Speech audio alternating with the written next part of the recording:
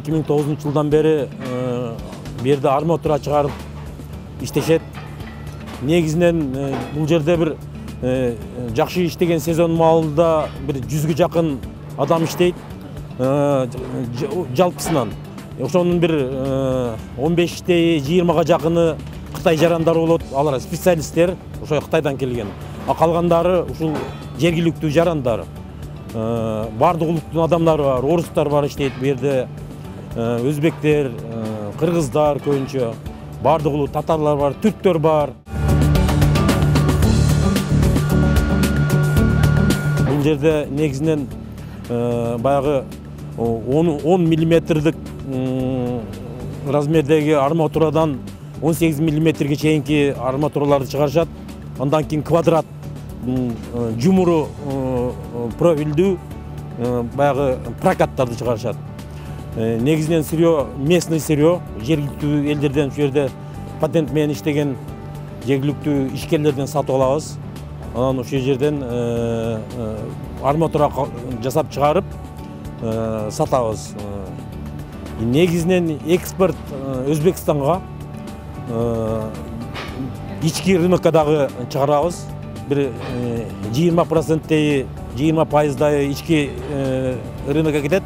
Калганы негизинен экспорт болот Өзбекстанга. Жергиликтүү жерге, ушул жерге бүт салыктардын бардыгын төлөп келатабыз. Быйылкы жылы, былтыркы жылы пандемия болуп, баягы пандемиядан кийинки неме болуп, жакшы иштеше албай бир 50 миллион доллар, 50 миллион сомдун тегерегинде оборот кылганбыз. Быйылкы жылы 156 миллион оборот кылдык. Анан 2 миллиондон ашыгыраак салыктарды, жергиликтүү ушул социалдык төлөмдөрдү төлөдүк. Бул негизинен бул жер өзү промзона, өндүрүш иштете турган жер. Андан кийин бул жерде негизинен заводдор, фабрикалар болуш керек. Анан ушул бул жерге фильтр койгонбуз. Түтүндөрүбүз неме болбосун деп фильтр койгонбуз. Бул жерде бир 50-60 миң долларлык фильтр бар.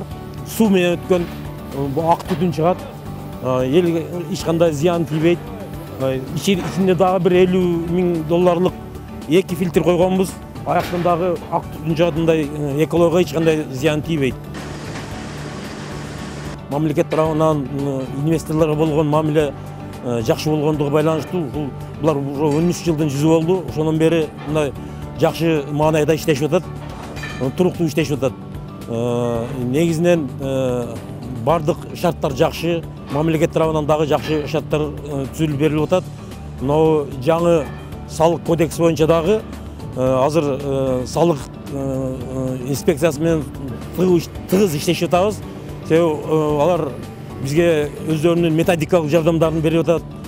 Жаңы салыктарын түшүндүрүп, кандай шартта иштейбиз, ошолордун бардыгын азыр ошол биргеликте алып барып атабыз. Пандемиядан кийинки экономикабыздын көтөрүлүп кетишине, ошондой эле ушундай неме болушуна, ушул инвесторлордун кошкон салымдары аябай жакшы болуп атат. Ошондуктан булардын келип иштеши, бизге көргөзгөн ушундай немелери биздин мамлекетибиз үчүн деле экономикасын жогорулатыш үчүн дагы аябай чоң пайда алып келип атат.